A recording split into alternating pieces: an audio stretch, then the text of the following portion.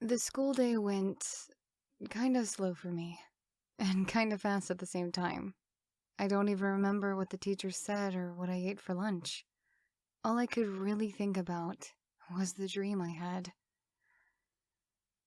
Yeah, I answered questions and took notes, but I couldn't tell you what the notes were about or what the questions I answered were. Before too long, though, the day was over and Heather and I walked out of the school. Since today was Friday, Heather and I were going to go to the mall. It was something we've been doing for about a year. Because of that, I'd put my purse in my backpack so I'd be sure to have it with me. We started walking away from the school, talking as we walked, and hadn't gotten all that far when I felt someone watching me. I stopped walking and looked around me, not noticing anyone though. I started walking again, and not too long later, I felt it again. Heather looked over at me, stopping in mid-sentence, and said, "What's up? Why'd you stop?"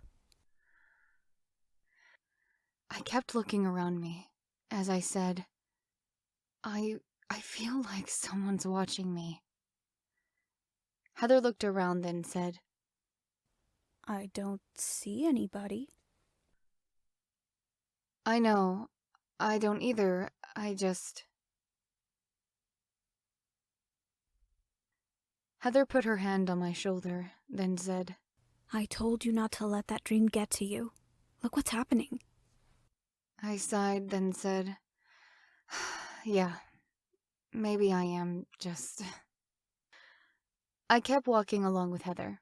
As we headed further and further away from the school, things were fine for a little while, until we were about a block from the mall. That was when we weren't the only ones out there. Before, it had just been Heather and I walking down the street, and it'd be pretty much empty. Now, though, there was someone else who'd shown up. It was like he just appeared out of nowhere, on my side. Well, more like on the right and to pretty much the middle.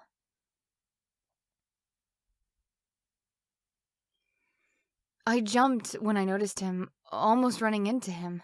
I was about to apologize for that, but when I looked at his face, I gasped and backed up. "What's wrong?" Heather said.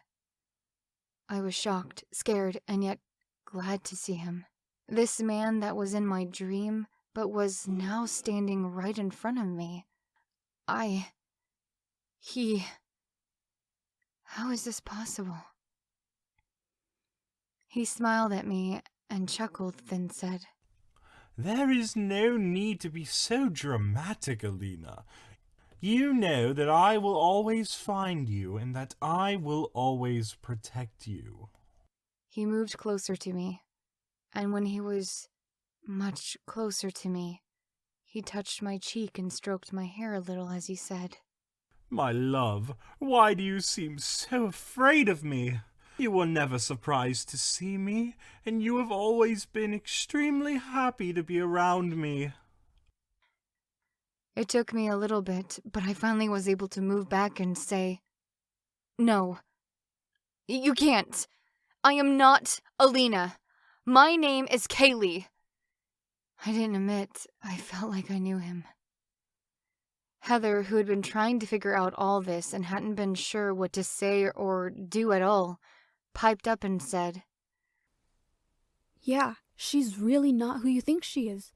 We don't even know who Alina is."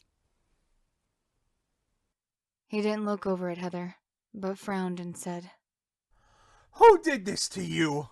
Who made you forget how much you love me and how happy you were to be marrying me? Who took you away from me?" I don't know what you're talking about, I said, starting to cry and feeling really scared right then. I started to run after that, Heather coming along with me. Heather ended up running a little faster than me, though. Just before I actually got to the mall entrance, though, I heard. I will not let you be taken from me again. I then felt myself being lifted into the air, and I fainted.